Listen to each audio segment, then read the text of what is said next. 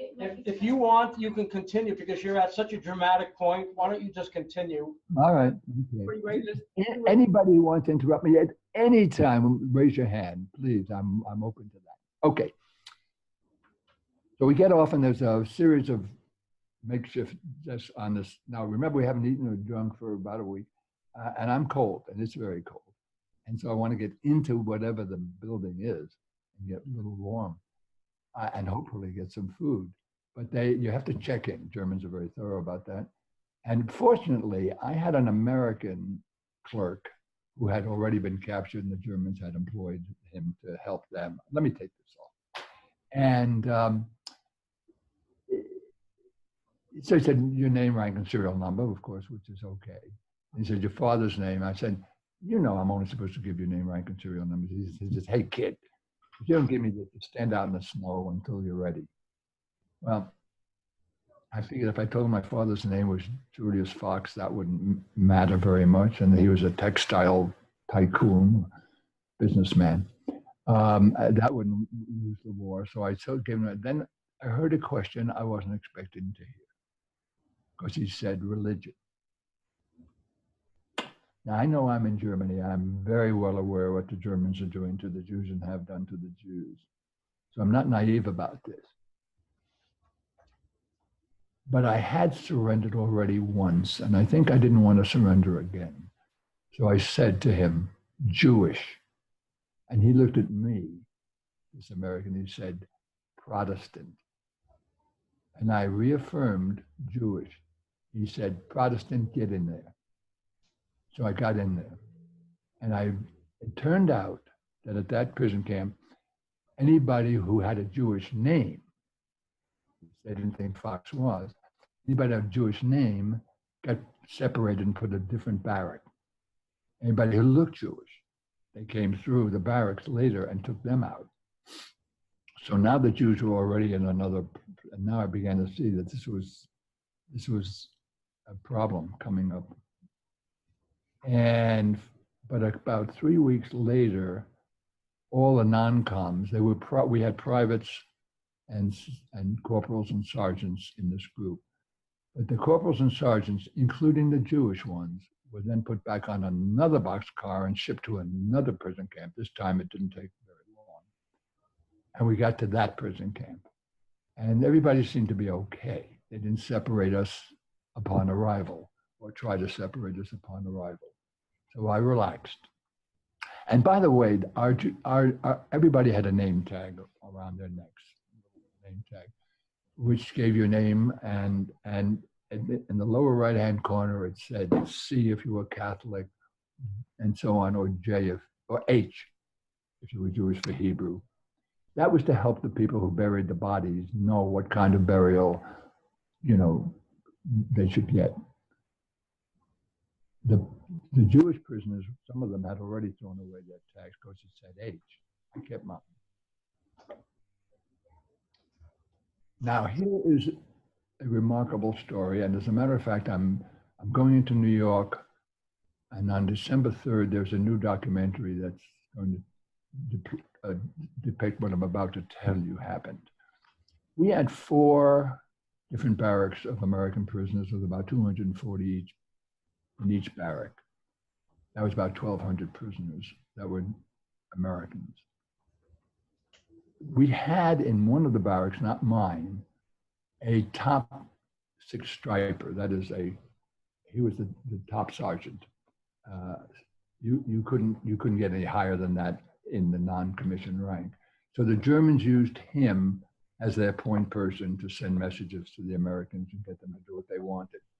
And one day they came to him and they said, tomorrow morning, we want you to have all the Jewish prisoners standing outside of their barracks. The word came down to us, as it did, I never knew from where, but we got the word from this man named Roddy Edmonds, whom I didn't even know existed at that time, that when they say fall out tomorrow morning, everyone falls out, not just everyone.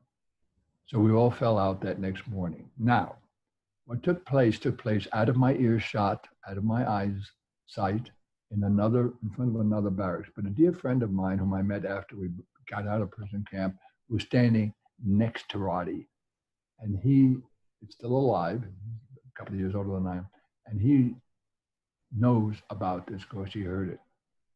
The Germans came to him and looked at the group, and he said, "These can't all be Jews." And Roddy said, "We are all Jews." Excuse me. He put a gun to his head, a Luger to his temple, to Roddy's temple, and said, "I want you to tell me who are the Jews." And Roddy repeated, "We are all Jews," putting his life at risk. Now, Roddy was from Pennsylvania, not Jewish, and he risked his life. And the Hauptmann took his gun down from his revolver, and Roddy saved probably about 200 Jewish lives there that day at our prison camp. And that's what this new documentary is about that I'll be seeing on December 3rd in New York. And that was a story I did not know at that time. Now, the other thing about prison camp is this. When you first become a prisoner, a sense of helplessness makes you limp. You can't affect anything. You can't make anything happen. You can't change anything. You sort of lie there inertly. After a few weeks, maybe 3 or 4 weeks, an older, he was 28, POW, chose me. And I don't know why he chose me. I have no idea. He said, "I want you to do two things. I want you to shave, and I want you to wash your socks." Now, that doesn't sound like a very large challenge from where you sit. There was one razor for 240 men and one razor blade. No hot water. You had to go outside to the outhouse and nothing but cold water. I undertook those two tasks. I went out to the outhouse with this lousy razor and with only cold water at hand. I shaved. Now, fortunately, our hair came in much smoother and lighter than it does normally. But still in all, every time I cut a hair follicle, I brought tears to my eyes. It may have taken me 20 minutes standing in that cold outhouse in January, cold in Germany, to finish shaving. Then I had to take these socks and in only cold water in the outhouse, wash them. Then I brought them back and put them on the pot stove in the barracks. Now, what I had done by doing those two things, I took back control of my life. I was no longer a limp victim. Now I was in control of my life. And I started to do things that I hadn't even thought about before. With 3 other guys, we started a lecture circuit for the 4 barracks. We picked guys. I found one guy who had been a park wildlife guy who could lecture on what and to talk. And I found an editor of the Bisbee, Arizona Bee newspaper and had him lecture. And so we had a lecture circuit going on within in the barracks.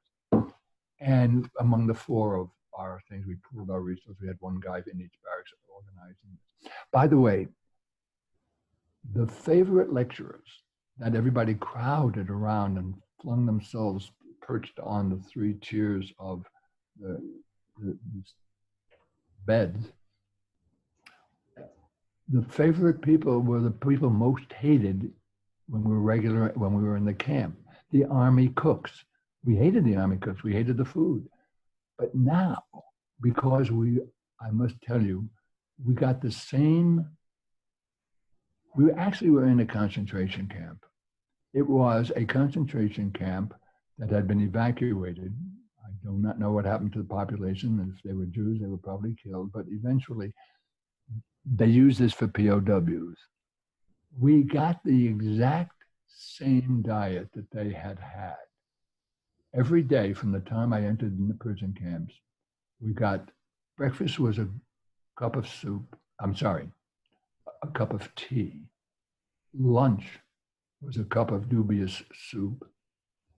And dinner was a loaf of ersatz bread, which is probably half dust, half sawdust, divided between or among 10 men. So tea in the morning, soup in the afternoon, and a piece of ersatz bread at night was our total diet every day. When I walked into the prison camp, I was 160 pounds. When I walked out 3.5 months later, I was 106 pounds. Because the French, there were other nationalities in there in different compounds, the British, the French, and the Russians, and so on. Contiguous at one point, our camp was contiguous to the French. Now, the French had been there since Dunkirk, which means they'd been there about 5 years. And somehow they had rigged up a radio. I don't know how they did it, but they listened to the BBC every night, and they listened to the communiques that told you what was going on to the Western and the Eastern Front. And they would then, we had a man, in one of our soldiers who understood French. He would go up to that little point of contact, listen to the guy in French explaining what was going on in the Eastern Front and the Western Front. And one of us from each of the 4 barracks, I was in my barrack, would get recited in English what was going on. Then at 9 o'clock at night, when the lights went out, we would put guys at the doors, and I would stand up and I would broadcast in the barrack the news of the day from the Western Front and the Eastern Front. And that's what we did all throughout the rest of the time there, so that we could keep track of the war. And so that was another job I undertook. When we knew that the war was coming to an end. We could even hear first of all, because we got the news, but then we could hear Corps guns, which meant that they were within maybe 20 miles. And the Germans were getting very nervous about that, very nervous. They didn't want to be caught in a prison camp with prisoners. So they announced one night that the next morning, everybody was moving out of the camp. They were moving them deeper and deeper into Germany. Word came down, and I guess it was from Roddy, that we were to make plans accordingly as to how not to move out. And the plans was something like this. 1/3 of us were chosen, and we had to do this ourselves, to stay in the bed. And when they said, raus, and get out, they were going to say, I'm too sick to move. That was 1/3. Another 1/3, when they moved us out to where it was cold and rainy and waiting for the gate to open to move us out, when they said move out, 1/3 of those people that were left, 1/3 of our POWs, were to drop on the wet ground, the wet cold ground, and say they couldn't move. And if indeed they still took the last 1/3 of us out, we were organized into groups of 10. And I was in one of those. And when we got nightfall, if we were on the road, we were to jump a guard. 10 of us were each to jump a German guard. Highly speculative proposition. I'm glad I didn't have to do it. But the whole point was we didn't want to move out because the Americans were shooting up everything that was moving on the roads. And we were in very bad shape to do very much anyway. We were all pretty well weakened by that diet we were on. And it was cold and wet out there.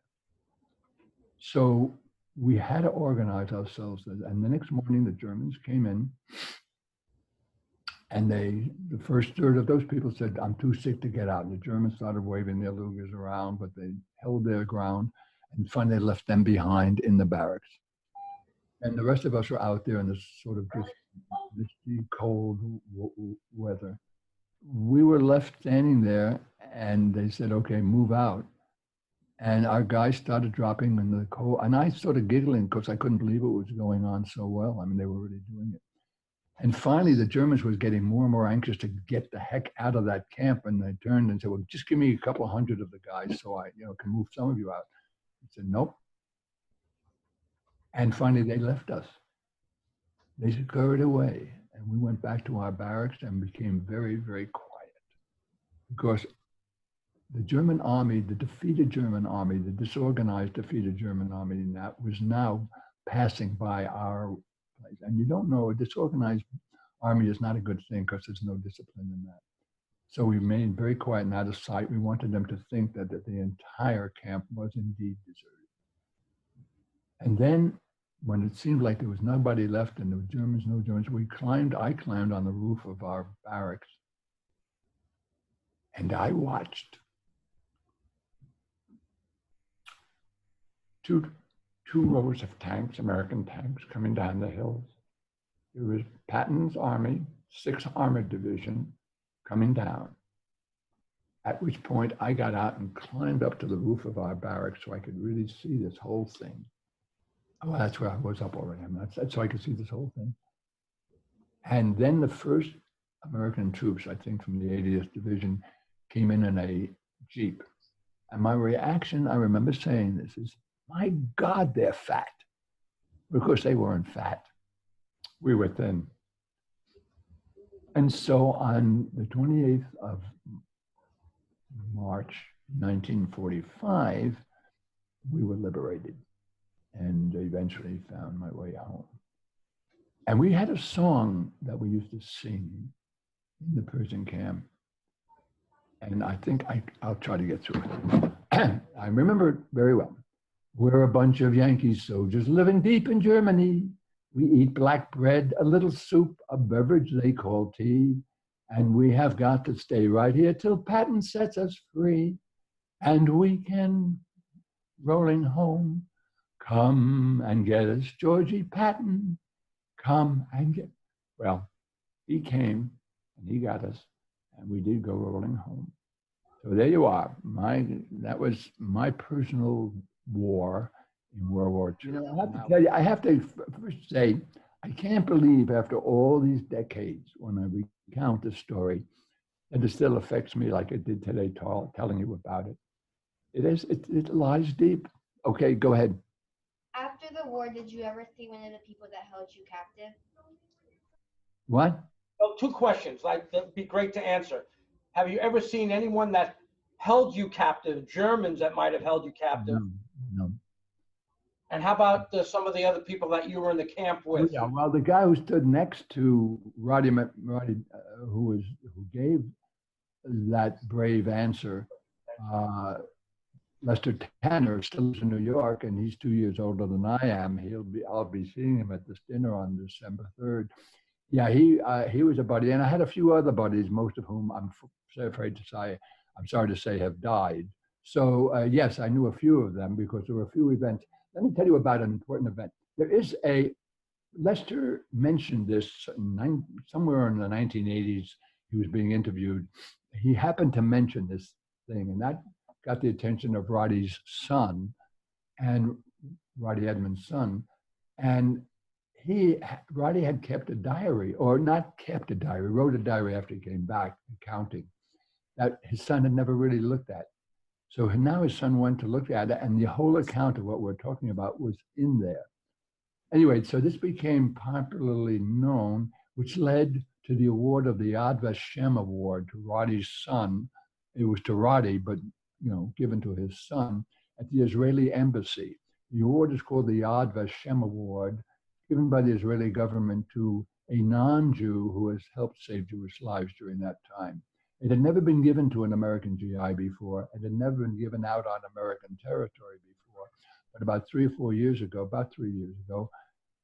at the Israeli embassy, they did give it out there, the Yad Vashem Award, that night, to Roddy's son. So I was invited there, and a couple of the other survivors were there.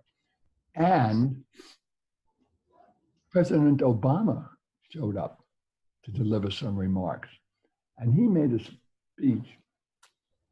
I used to say about Obama, he did inside speeches and outside. Outside speeches is when he was outside in speeches, or when he talked about politics. Inside out speeches was when he was reassuring women and fathers, men and women who had lost children in a shooting thing or something of that sort, to comfort them. Well, he was using the inside out off. He took Roddy's phrase, "We are all Jews," and made that the theme of his remarks. And he said, "I cannot think of being more Christian than saying we're all Jews." I have that on my website, which is sonnyfox.tv. Anybody want to go up on that after we're finished? sonnyfox.tv.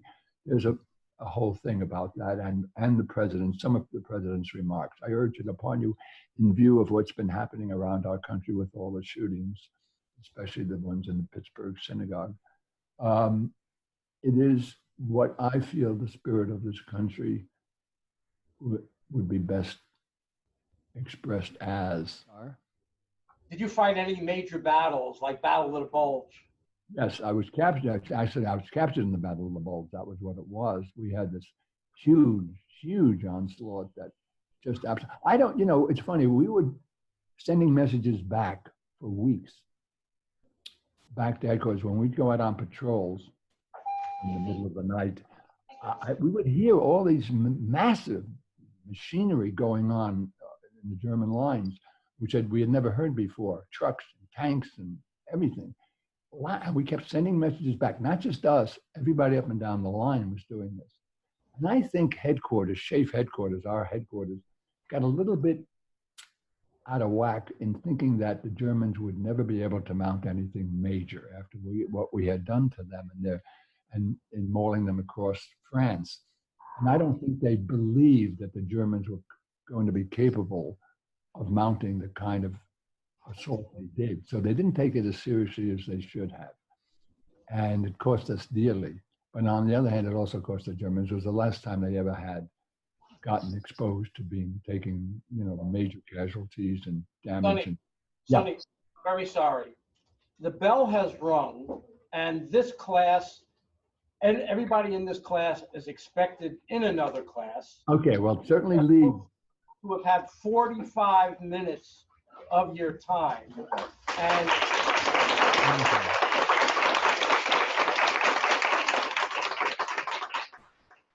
well, thank you all so very much for being so patient to listen to it. And I hope somehow it stays in your brains. How much stress was it being a sergeant? Oh, well, what I'm proud of is I brought all my guys through all of this. They were all, none of them got hurt or anything like that. So it was stressful to the extent that I was personally responsible for 11 other guys. But, it was when we were under fire and I had to evacuate a position, I made sure they all got out first before I got out, those things that you do. But other than that, I didn't feel it was very stressful. I'd like to introduce you to our principal, Ms. Hasty. We met a few minutes ago. Yes, we did. I can't tell you the last time I've seen a group of middle school kids spellbound. Thank you. Your message is very welcome. I noticed that they were very still. I didn't know whether they were wrapped or asleep. No, they were thank very you. captivating. Your story is compelling, and your lessons are well, lessons. Please tell. There are two things. One is the address of the website, because there's a lot of good stuff up there, and the other is I did write a book. He knows about it, and so there's a lot of stuff in there about what I just said and more. I want to watch the documentary when it's done. Well, it's embargoed till January only because it's up for an Academy Award, and by rules they can't show it yet. Okay. Otherwise, I would send it to you. But after January, it'll be available. I'll be glad to share it with Mr. Starr, and he can make sure to pass it around. Right, Bruce? Yes, sir. Okay. Thank you so much. Thank you. I now have to go downstairs. I'm now in a retirement community, which I'm going to get out of because I'm not ready for it. But I'm going to I'm doing an entertainment from a show I did way back in the 80s. I'm going to put it on for them today. So now I have to get out of my Army uniform and become an old person again. I can't believe you. I mean, 93? There's no way. I know. It's an astonishing thing, every time I say it. But in a way, I have no idea why. I don't know how, but I know now that I've been in the retirement community for about 3 months that I ain't ready for this. Well, let me ask you, Sonny, did being the host of the most popular children's show just about ever in the likes of Captain Kangaroo for almost 10 years, did that have anything to do with keeping you young? Oh, I don't think so. I don't, I enjoy life, and I think laughing has been part of it. I have never been around something I couldn't find something to laugh about, including where I am now, which is hard to find anything to laugh about. Okay. God bless, Sonny. Thank you so much. We Thank you, appreciate- Mr. Starr, and thank you for your service. All teachers, please, thank you for your service. He Thank you encourages so much you. for joining us. He encourages you. God bless, Sonny.